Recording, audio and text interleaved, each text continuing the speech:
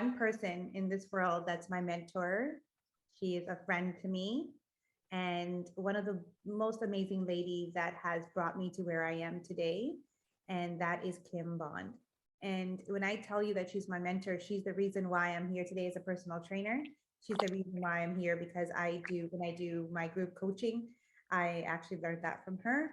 And she's the reason where, I learned to be more professional and aligned to my work. And it was all of her. So I could not be Oh, more amazed to have Kimn Bond with me today on my episode on Fit Inspired Mama.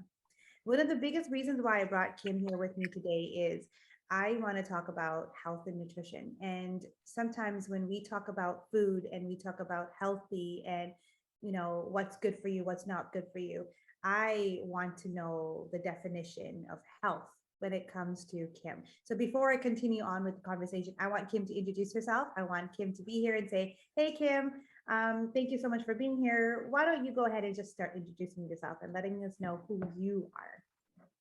thank you, Nishma. It was wonderful meeting you when we first met. It was just a light of energy. I have to say, it was always a light of energy. You being a student coming through my courses Yeah. was always a fabulous time for me. So just want to thank you for that, and thank you for having me on your show and watching you grow. And yes, as Nish says, I have been in the industry. I am an educator. I've taken a year off, but previously to COVID, about 18 years of educating fitness professionals. And we certified them in exercise science and coaching skills. And I ran a 340-hour program, a leadership diploma program. And it offered a very foundation of all areas of wellness and health and fitness. I believe that was what I felt the diploma program offered more as compared to everybody else due to its length of its program and allowing the time to experience things. For instance, one of the programs that I put in, or one of the modules that we did in nutrition, here we are, nutrition, was I connected with dietitians that did grocery store tours. So we started, and that was something I built into the program. So now I have a registered dietitian that we could ask questions to, that we got to go on a shopping tour that gave us a really good idea of what this shopping thing was all about. So I really love that program. To COVID, it all got closed down. It was a face-to-face program and it was very hands-on. Nishma knew that and she saw how we did that. And with that, then I've also always been into nutrition, loved it to death. I'm actually sitting here today. I'm outside. I got my outside blurred. I have a yard back here, all my little seeds. Whole Foods, here we go. I found some new seeds at the Whole Food store, actually.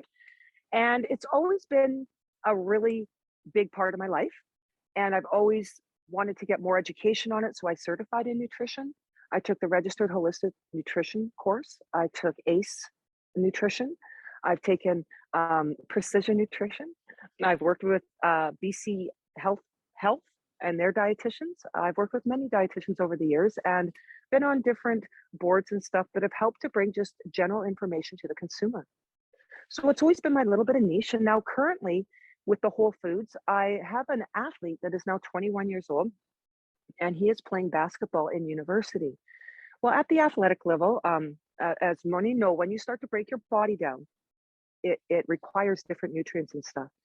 And my Dylan, my son, has 5 levels of learning disability to go with his athletic trait. And that brings in the brain to the grain, to the stomach, and a little anxiety and all that. So Whole Foods is something that really speaks to me. And I've gotten even more connected with during COVID. Done a lot more research on it, been able to look at supply chains, look at our farming practices, be on information sessions with registered dietitians and all that. So now my plan is to be more into the complete wellness, but to focus on the Whole Foods. I love Whole Foods and here we are. So that is my background. That's amazing. So, because you have such an amazing background and so much information to give, I need you to give me the definition of healthy. So, a lot of people forget, they don't understand that, you know, by eating the foods that they are, they compare themselves as unhealthy or they don't eat healthy. So, what is the definition of healthy? For for a consumer or a very foundation view, people are looking for just a very short term, and they want to apply it to this very short term, and they think we can put everything into this pocket. Healthy encompasses health markers, which we use in science. We talk about blood pressure, we talk about cholesterol, we talk about glucose levels, we talk about bone density, we talk about stomach issues. We have all these things. So we talk about health markers. That's important. It's important when your body has all of your health markers in reading, your body responds. It is healthier. The idea of health is to be absence of disease. That's healthy. To the world in a general, I think that's a very, very good way to look at it. How can I absence disease or reduce disease and have my body at ease? That's what health is about, having a body at ease. So, healthy is how you feel in the environment you are in, being able to go through life daily, feeling good, energetic, um, good sleep, good, how can I say this? Mind, healthy mind. Mind, body, and soul is the health and compass. We have to get there. And it becomes to dis-ease. We need to ease the disease and increase the positivity on health markers. And that's different from fitness. I think we can agree on that, Nish, right? Absolutely. Yes. When we talk about fitness and health and food and all of that, you got to remember that, like you said, the balance of the mind, body, and soul. So when you are eating your food, you got to really think about how you eat, because 80% of everything in our body is our food, right? But you cannot ignore the body and the soul, because when you look at the soul, you do need the internal meditation, the sleeping, the thinking, the way that we act. All of that comes in, the peacefulness comes into our ability of how we're going to eat. And then from there, we talk about our body. When you work out, the fitness, we do need that, because we need to increase our blood flow. We need to remove toxins from our body. We need to do all of that. That our lymphatic system, we needs to remove toxins. Our skin needs to remove. We need to sweat. It's all needed, but it's the fact that when we say, you're not healthy or you're healthy, I think they're using that definition incorrectly when they talk about why are you healthy or not healthy. So when we talk about whole foods, I really love your perspective about shopping. And when you go shopping, how do you go shopping? How do you do that? I remember when I had gone with you, we had talked about, having a papaya that's already cut up and already in a container compared to actually buying the papaya by itself. So what do you think that they add into this papaya, and why is it so much more expensive compared to Right. you just buying the papaya by itself? Do you know what I mean? Like, what's the difference? I want you to give me an idea of whole foods. What is it that we should be looking at, and how do we actually look into when it comes to just eating whole foods? What is the perspective of the importance of whole foods? Okay. So, whole foods to me is a vision of level. We talk about ultra processed. Mhm. So, I really want to think about a difference of let's say, a produce item in the ground to ultra processed. What does that look like? A whole food being a whole food. The whole food process is to be able to take the product in its original form and consume it. Now, there's 100 reasons around why that's not happening, if not a million. Mhm. And it's just not about our minds. So we also have to understand that when it comes to eating whole foods, marketing is the major manipulation that we are under to confuse. It doesn't confuse us, but it gives us so many options, and there's so many brands, and there's so many people saying so many things. We don't have the ability to pull apart the simple. And the problem with that is we are all trying to achieve this equilibrium in life that says, I want freedom from having to spend too much time doing anything. And if food takes me a long time to partake in it, it's not convenient for me.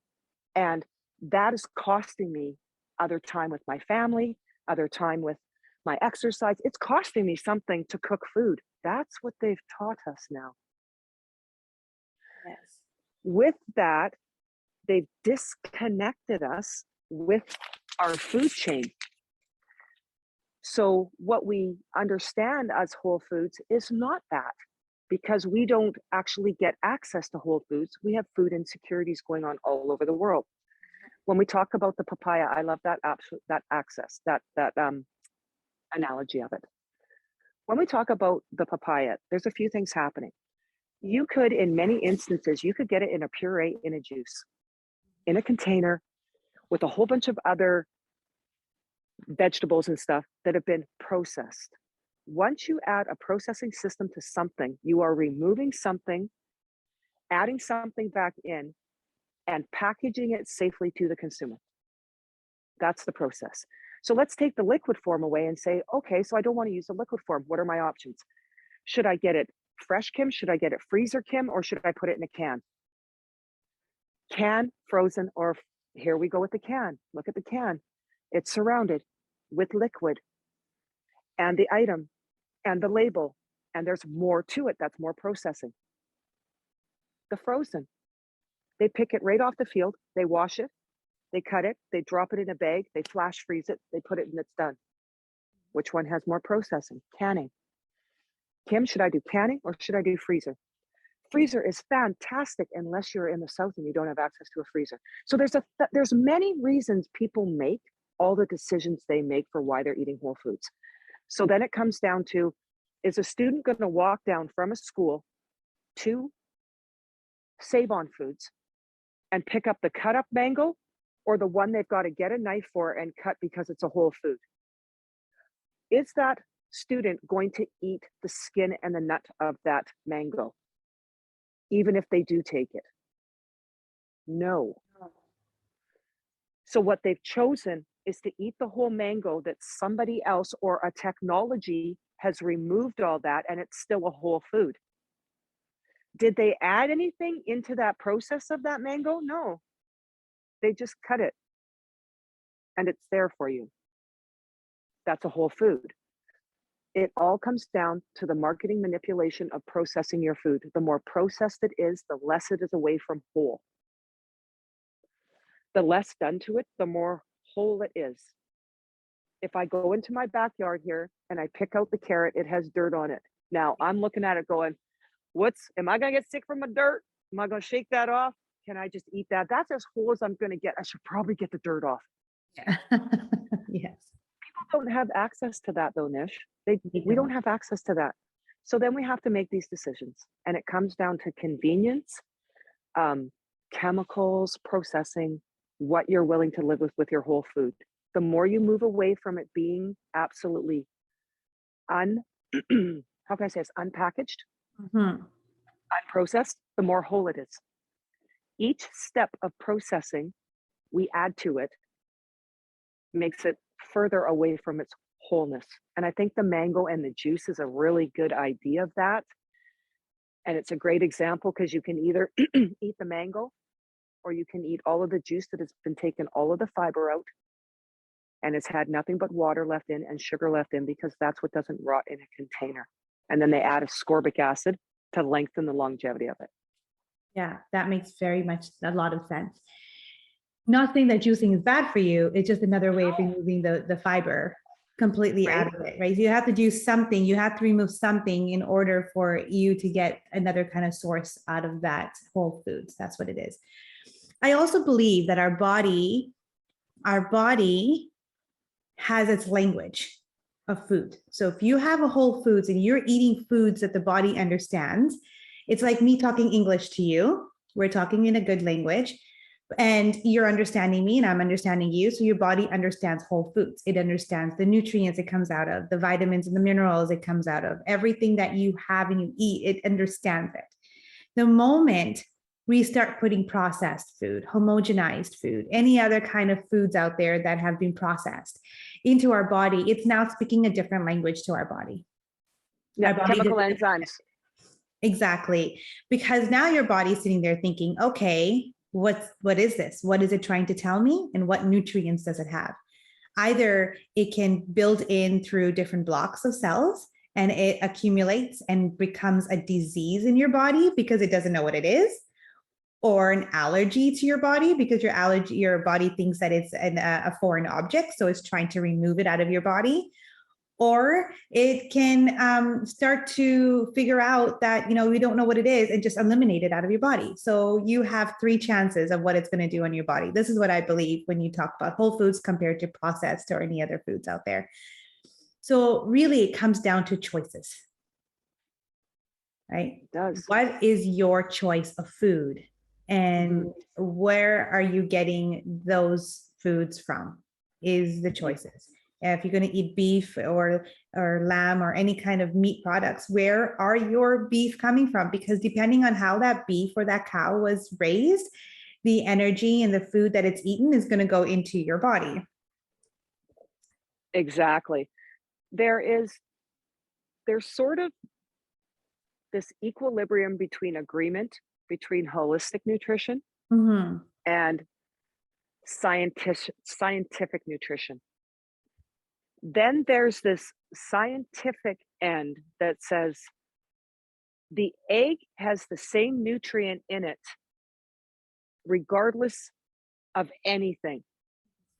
And scientifically, you can prove that a egg that has come from a very stressed animal, beyond stressed, has the same nutrient value. I am never going to stand against a scientist and deny that.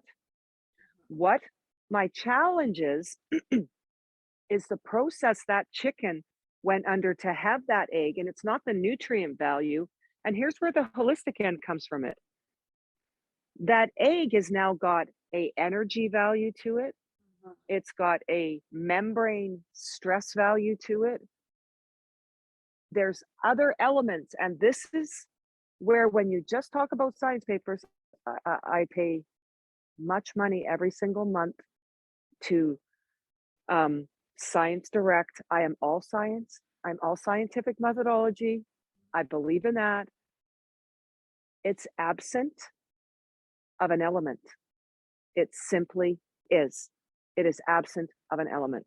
And I believe that is where the holistic is saying, hey, we are all on the same page here, but don't devalue having a really good animal and it being able to produce really good value for you. And that is the mixed message. That's the mixed message we're getting. So even if you, Nish, if you take something processed, say you wanted a whole food and you were going to try it new and it's super processed, did you really try that new food or did you just try something processed? Probably something processed, right? Right. So your body didn't even get to know your amylase in your mouth. As soon as your mouth opens up and that enzyme goes, ooh, what am I doing? Exactly. And it's chemical.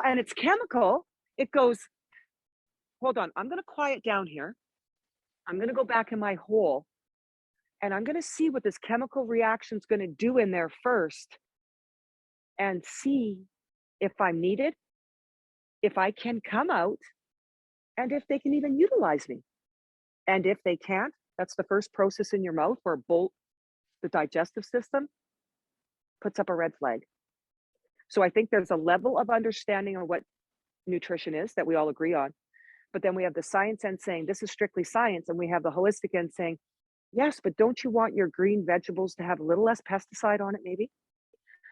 To have a little nicer water. So I don't want my vegetables growing in an area in our province, which our government doesn't say give nice drinking water to.